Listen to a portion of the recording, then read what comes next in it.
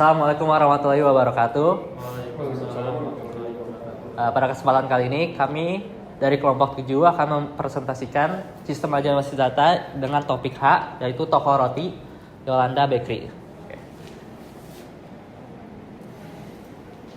Oke, sebelumnya perkenalkan dulu, saya Fauzal Khawas Arsya. Saya Agil Noval Habib Burning.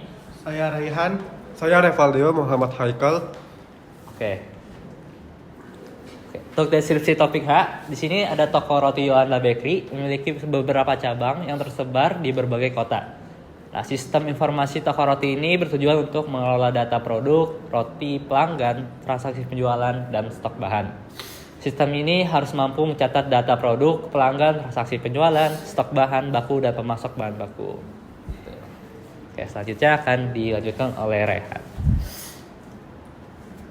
Oke, selanjutnya di sini ada aturan bisnis di mana setiap produk roti ini diidentifikasi dengan kode produk, nama produk, jenis produk, dan harga. Nah, setiap produk roti ini memiliki resep yang terdiri dari beberapa bahan baku nih. Jadi setiap bahan baku diidentifikasi dengan kode bahan bakunya, nama bahan baku, dan jumlah stok. Stok bahan baku ini harus diperbarui setiap kali ada pembelian bahan baku nih, atau penggunaan bahan baku untuk produksi si rotinya. Nah, setiap pelanggan dapat memilih untuk mendaftarkan diri dalam sistem member dengan mengisi data pribadi, misalnya ada nama, alamat, nomor telepon, dan email. Setiap pelanggan akan mendapatkan nomor identifikasi yang unik gitu. Nah, yang bawahnya itu ada setiap transaksi penjualan diidentifikasi dengan nomor transaksi, tanggal transaksi, dan total harga. Setiap transaksi juga penjualan ini melibatkan suatu atau lebih produk roti yang dibeli oleh si pelanggan. Tidak semua transaksi melibatkan member karena tidak diwajibkan untuk membuatkan member. Nah, seterusnya itu ada setiap pembelian bahan baku diidentifikasi dengan nomor pembelian, identifikasi pemasok, tanggal pembelian, dan total harga. Setiap pembelian bahan baku melibatkan satu atau lebih bahan baku yang dibeli dari pemasoknya. Setiap penggunaan bahan baku untuk produksi roti dicatat dalam sistem. Penggunaan bahan baku ini diidentifikasi dengan nomor penggunaan, tanggal penggunaan, dan jumlah bahan baku yang digunakan. Dan juga produksi roti ini tidak dilakukan di seluruh cabang. Nah, jadi cabangnya ini dapat memproduksi roti harus memiliki kriteria khusus seperti kayak memiliki luas area bangunan yang cukup. Dan juga selain memiliki area tempat penjualan, tentunya terdapat dapur produksi, kantor, cabang produksi juga harus memiliki gudang penyimpanan bahan baku. Dan juga tidak memiliki dapur dan gudang penyimpanan bahan baku ini, maka kantor cabang hanya bertindak sebagai cabang penjualannya saja. Jadi roti-roti ini dijual pada kantor cabang tersebut, merupakan roti yang dikirim dari kantor cabang produksi terdekat. Jadi roti ini yang dijual bisa diambil dari satu atau lebih kantor cabang produksi. Yang terakhir ini aturan bisnisnya itu sama, setiap kantor cabang juga harus memiliki pencatatan yang baik juga untuk seluruh kegiatannya, baik dalam kegiatan penjualan, transaksi pembelian bahan baku kepada pemasok, transaksi pembelian langsung oleh pelanggan di setiap cabang, maupun dalam transaksi pengiriman dan penjualan produk roti dari kantor cabang produksi ke kantor cabang penjualan tersebut. Oke, untuk identifikasi entity akan dibacakan oleh Agil. Di sini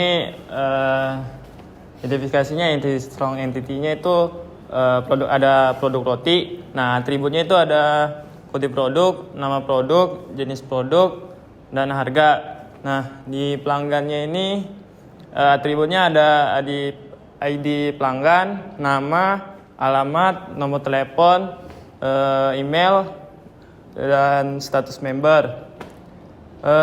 Di pemasoknya itu ada ID pemasok, nama pemasok, alamat, nomor telepon. Nah, di bahan bakunya itu atributnya yaitu kode bahan baku, nama bahan baku, jumlah stok.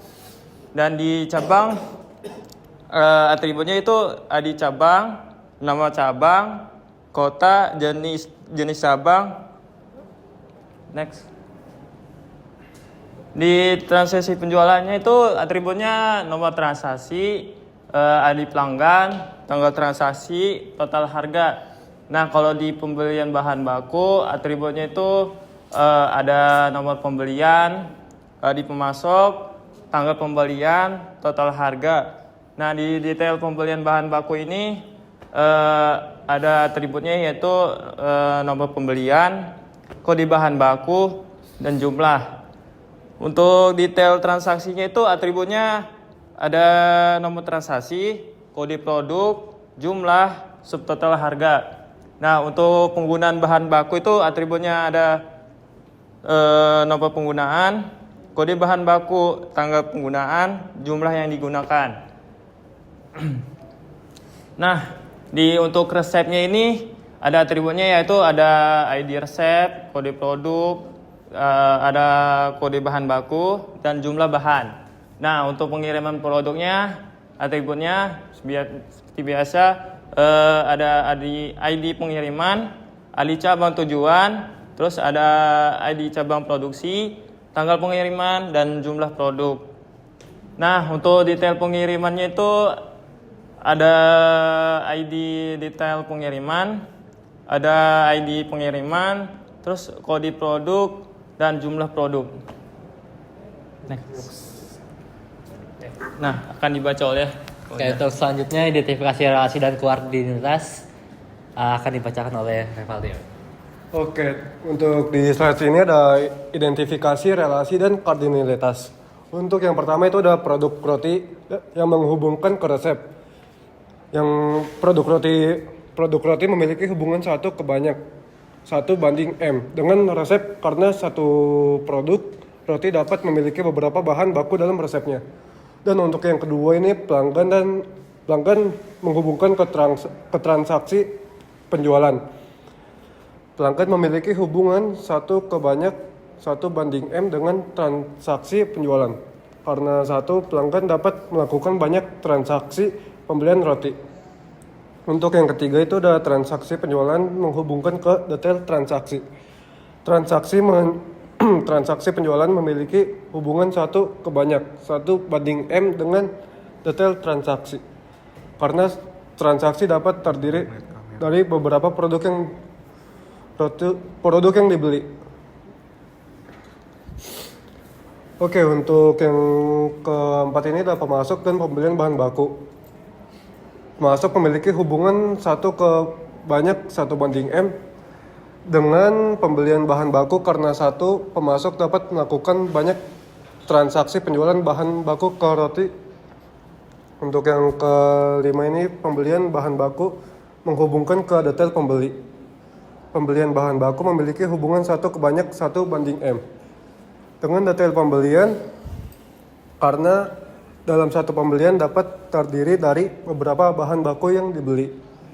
Untuk yang selanjutnya itu ada cabang produksi menghubungkan pengiriman produk ke cabang penjualan.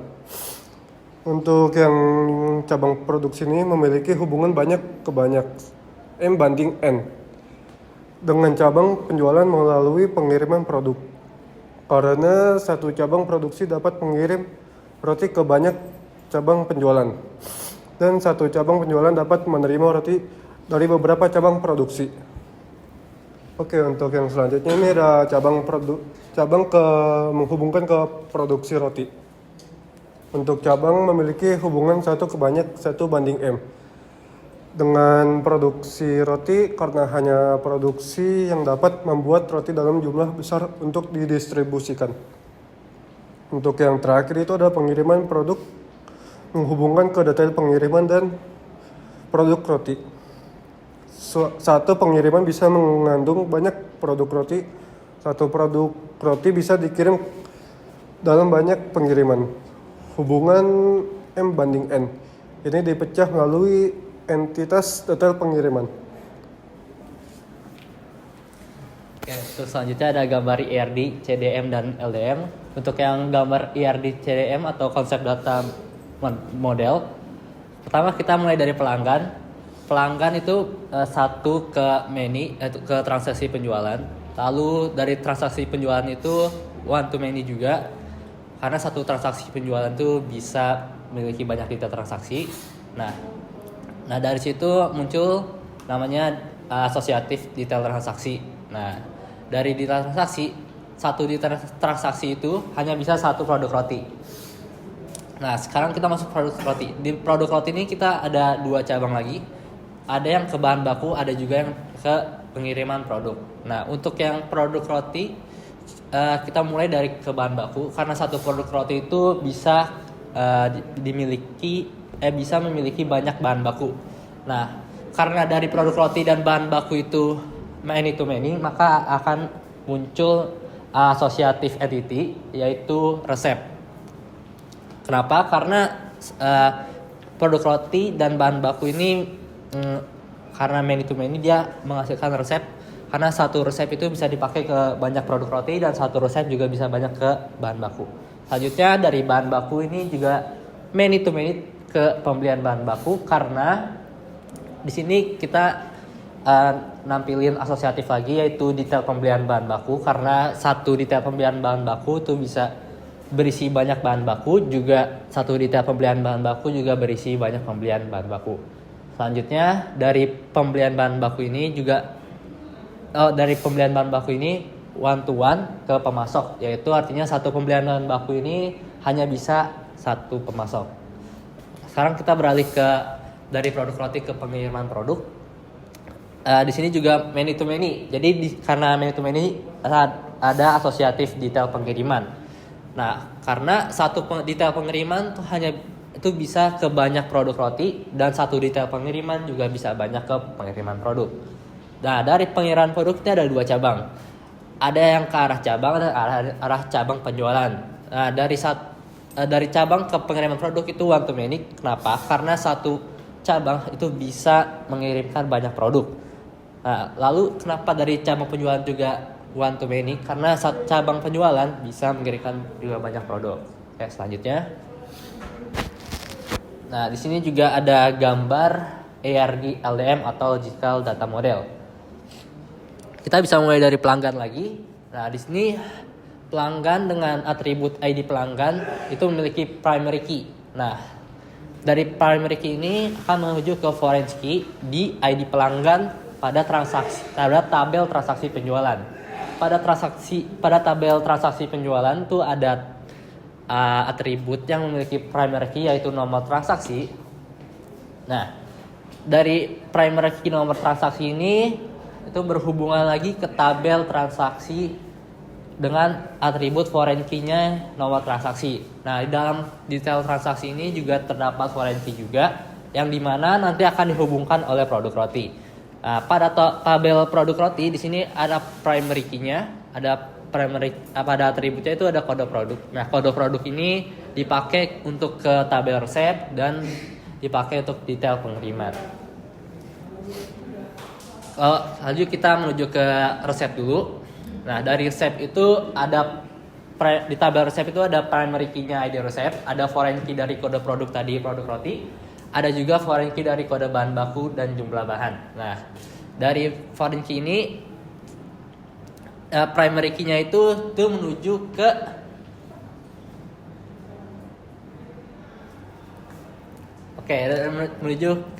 dari foreign key-nya itu kita juga bisa menuju ke kode bahan baku pada penggunaan bahan baku.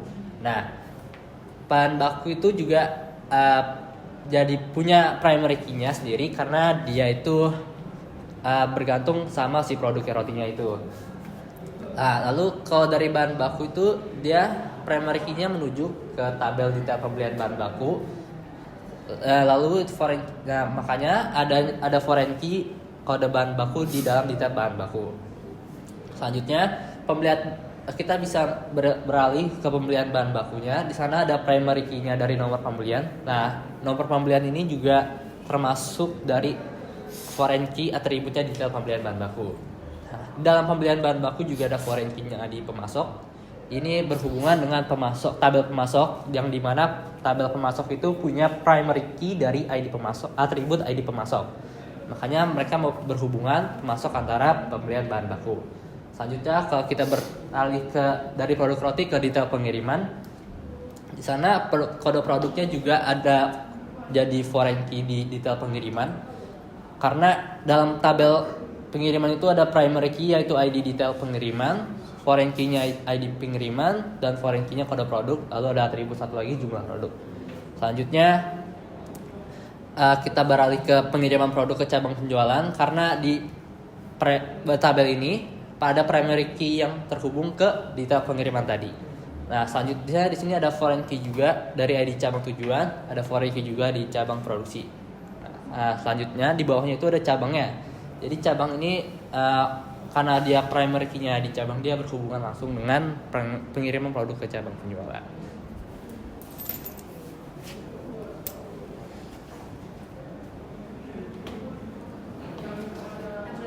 Oke, cukup sekian dari presentasi dari kami. Kurang lebihnya mohon maaf. Assalamualaikum warahmatullahi wabarakatuh.